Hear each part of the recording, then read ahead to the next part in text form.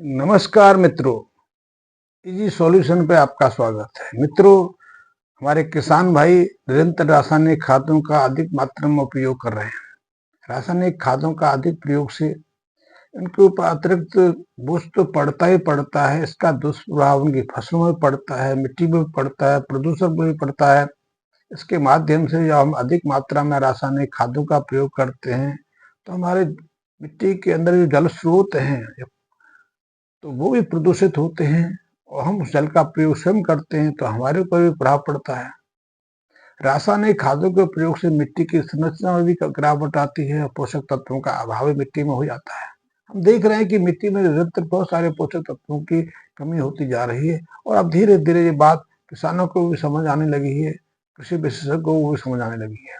ये मिट्टी में nitrogen, phosphorus, potassium, sulphur, calcium, zinc, magnesium, इन सब की कमी होती है तो उसका प्रभाव फसलों की ग्रोथ पर, अंकुरण पर और फसलों की बढ़वार पर आता है।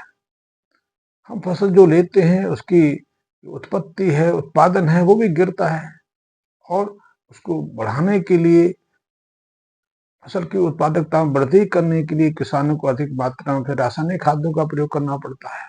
इतना ही नहीं, जब अधिक मात्रा में हम बार बार रासायनिक खादों का प्रयोग करते हैं तो उससे मिट्टी में विषाक्तता पैदा होती है और हमारी जो फसलें, हमारे जो पेड़ पौधे हैं, हमारे जो साग सब्जियों के जो पौधे हैं उनकी रोग प्रतिरोधक क्षमता भी घटती है और इसीलिए हमारी फसलों पर बार बार रोगों का आक्रमण भी होता है। इन आक्रमणों से जब हम अपने फसलों को बचाने का प्रयास करते हैं तो अधिक मात्रा में हमें कीटनाशक दवाओं का उपयोग करना पड़ता है। ये तो रहा रासायनिक खादों का प्रयोग से हमारी फसलों पर प्रभाव, लेकिन इसका सीधा सीधा प्रभाव हमारे ऊपर भी देखा जा रहा है क्योंकि जिन कीटनाशकों का, जिन रासायनिक खादों का प्रयोग हम अपनी फसलों में करते हैं, अपनी मिट्टी में करते हैं, अंततः उसकी खपत तो हम मानव जाति या हमारे आसपास के पशु करते हैं। उसका अंततः दुष्प्रभाव तो मानव जाति को करना पड़ता है। और हम देख भी रहे हैं कि जब से हम रासायनिक खादों का प्रयोग बढ़ाया, या फिर हम कहें जब से, मैं अपने देश की बात करूं, मैं किसी दूसरे देश की बात नहीं करूंगा, हमारे देश में जब से हरित क्रांति की शुरुआत हुई तो उसके 20-25 साल के बाद हमारे देश में ऐसे ऐसे रोगों की उत्पत्ति शुरू हो गई कि उससे पहले हमारे देशवासियों ने उन रोगों के विषय में कुछ सोचा भी नहीं था, जाना भी नहीं था। लेकिन अब तो हर घर में वैसे रोग ही हैं। 1980 के आसपास अनायास हमारे देश में डायबिटीज की शुरुआत होगी। 1980 के बाद हमारे देश में डायबिटीज के साथ में हृदय संबंधी रोगों की शुरुआत होगी, लोगों का बीपी बढ़ना शुरू हो गया।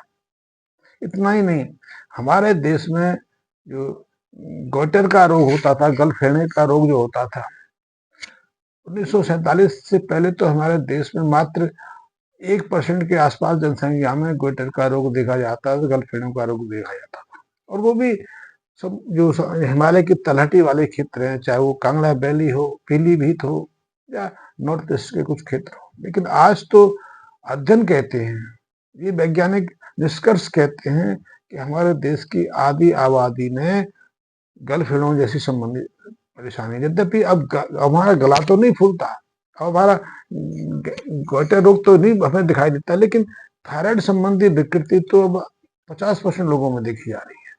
थायराइड से हमारा शरीर बढ़ना शुरू हो जाता है, वजन बढ़ना शुरू हो जाता है, वजन गिरना शुरू हो जाता है, हमारे हृदय की धड़कनें तीव्र हो जाती हैं, हमें भय लगना शुरू हो जाता है।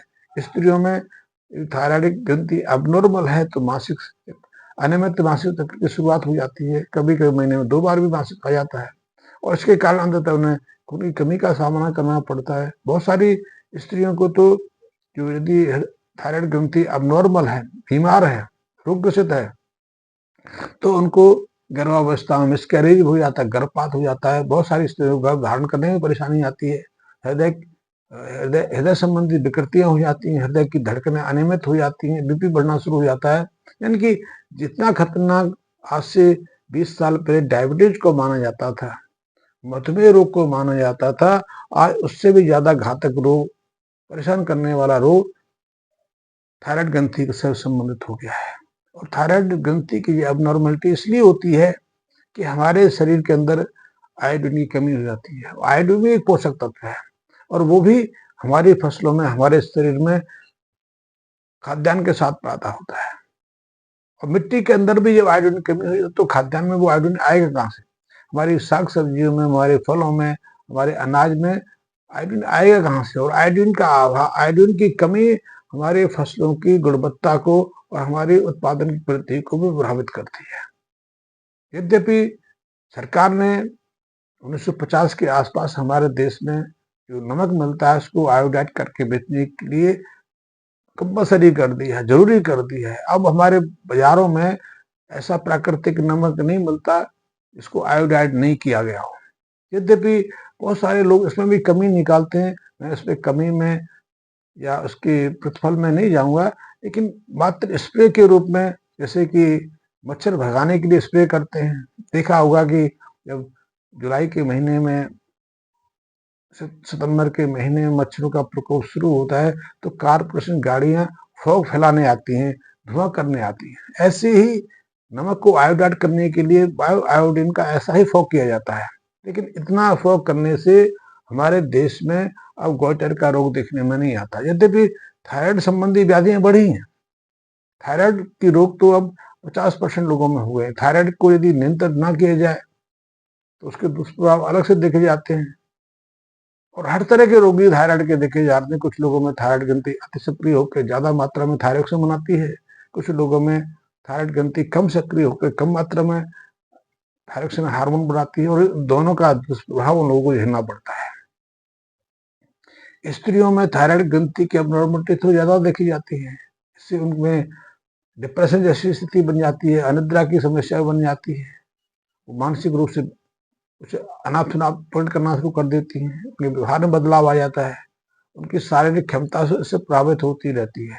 जिन लोगों को थायराइड ग्रंथि का विकार होता है वो उसी को थक जाते हैं या फिर उनका वजन घटना बढ़ना शुरू हो जाता है, हृदय की धड़कन अनियमित रहती है या जरा सी बात से चिंतित हो जाते हैं, नर्वस हो जाते हैं, उनका शरीर जो पसीने से भीग जाता है, हाथ पैरों में पसीने आते हैं या हाथ कँपाने लगते हैं।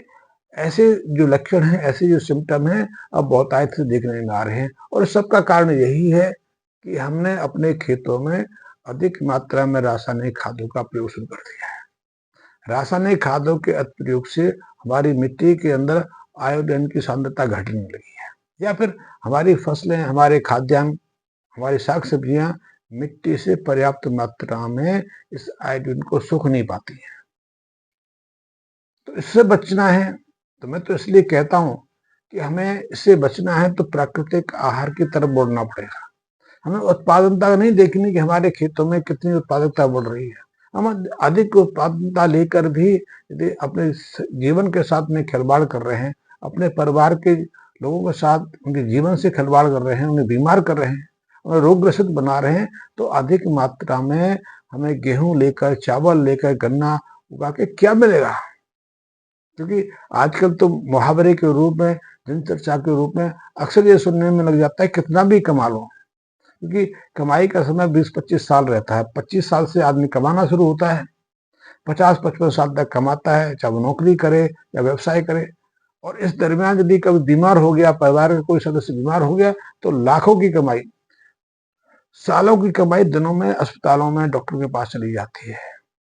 और ये देख भी रहे हैं, ये डेटा बता रहे हैं कि आज हमारा देश दवाइयों के मामले में, मेडिकल के मामले में दुनिया में सबसे अव्वल है। सबसे ज्यादा दवाइयां हम सेवन करते हैं, चाहे वो हृदय की दवाई हो, चाहे डायबिटीज की दवाई हो, कैंसर की दवाई हो, हर चीज की दवाई अधिकतम मात्रा में हम कंज्यूम कर रहे हैं। दुनिया में ऐसे देश भी हैं जो दवाइयों का सेवन करने में हमसे बहुत पीछे हैं। अमेरिका जैसे देश भी हमसे पीछे हैं, जो कि वो एडवांस कंट्रियां हैं। हम तो भी एडवांस नहीं, हम तो आबादी में हमसे आगे हैं, बाकी हर चीज में पीछे हैं, फिर भी दवाओं के मामले में हम सबसे आगे हैं।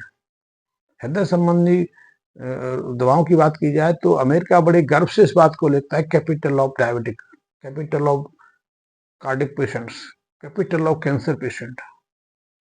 अरे हमें तो किसी और चीज में कंपटीशन करने की आवश्यकता थी, लेकिन हमें हमारी मूर्खता के कारण उन्होंने गलत रेस में डाल दिया। हम जब प्राकृतिक खेती करते थे, कम मात्रा में रासायनिक खादों का प्रयोग करते थे या रासायनिक खादों का प्रयोग नहीं करते थे, अपने गोबर की खाद का प्रयोग करते थे, हरी खाद का प्रयोग करते थे, तब ज्यादा स्वस्थ थे।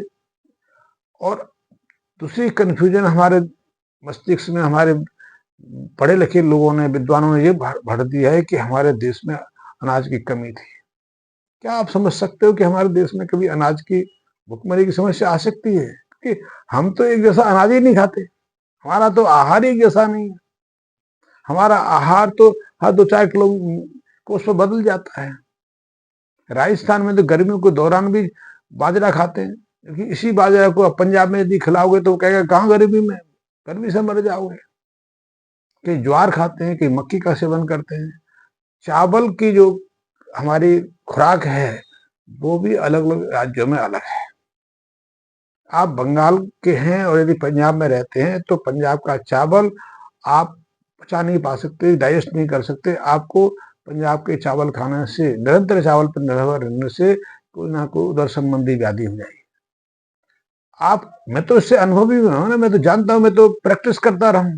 मेरे पास ऐसे बहुत लोग आते थे जो अपना आधा जीवन पंजाब और बंगाल में, उड़ीसा में या आसाम, नॉर्थ ईस्ट में लगा के आए, चाहे वो आर्मी के ऑफिसर रहे हों, व्यापारी कुछ भी रहे हों। लेकिन जब से उन्होंने पंजाब आके पंजाब को खाने का अपनाना शुरू किया, बेसिकली पंजाबी थे वो, लेकिन जैसे ही वो पंजाब लौटे उन्होंने पंजाबी भोजन को सेवन करना शुरू किया, 4-6 महीने में उनको कॉम्प्लिकेटेड डिजीज हो गई, उनका पेट बढ़ना शुरू हो गया और कई व्याधियां हो गई। कोई समाधान नहीं, ऑपरेशन के बाद भी रिजल्ट शून्य। फिर अनुभव से ज्ञात की सलाह दी गई कि आपको वहां का भोजन ही, वहां का आहार ही स्वस्थ रख सकता है। तो फिर उन्होंने वहां से व्यवस्था की, वहां से चावल मंगाना शुरू किया, वहां का दाल भात का प्रयोग शुरू किया, तब वो जाके स्वस्थ हुए। इसी तरह छत्तीसगढ़ में चले, छत्तीसगढ़ का आहार भी चावल है, दाल है। साउथ का, दक्षिण भारत की बात करें तो वहां भी अधिकांश हिस्सों में दाल दाल का सेवन किया जाता है। लेकिन वहां की दाल, वहां का चावल हम दिल्ली में नहीं खा सकते। दिल्ली का चावल, उत्तराखंड का चावल, जम्मू कश्मीर का चावल वो डाइजेस्ट नहीं कर सकते। तो कैसे कह सकते हैं हम कि हमारे देश में कभी अनाज की कमी हो जाए, अकाल के दौरान हम भूखे मर जाएंगे? क्योंकि हमारे देश में तो आज भी बहुत सारे तरह के अनाज, जो जिसको मोटा अनाज आजकल कहने लगे। मोटा अनाज पता नहीं गाली के रूप में कहते हैं, पता नहीं किसके रूप में कहते हैं। ये मोटा अनाज आज सोने के भाव बिकता है, और इसी मोटे अनाज को गरीबों का अनाज कह के, कमजोरों का अनाज कह के हमें छुड़वा दिया गया। तो हम रासायनिक खादों से बाहर आना चाहते हैं, तो इसकी जो दुष्प्रभाव है सिर्फ मिट्टी तक सीमित नहीं है, फसल तक सीमित नहीं है, फसल के उत्पादन तक सीमित नहीं है, पैदावार तक सीमित नहीं है। रासायनिक खादों के दुष्प्रभाव हमारे स्वास्थ्य के साथ भी संबंधित है। हमें स्वस्थ रहना है, परिवार को स्वस्थ रखना है, समाज को स्वस्थ रखना है, तो भी हमें रासायनिक खादों के दुष्प्रभाव को समझना होगा, और रासायनिक खादों के उपयोग को रोककर, कम करके, फिर हमें उसे प्राकृतिक खेती पर, उस सहज खेती की तरफ लौटना होगा, जिसे हमारे पूर्वज करते थे, हमारे माँ बाप करते थे, हमारे दादा करते थे, और वही हमारे लिए महत्वपूर्ण है।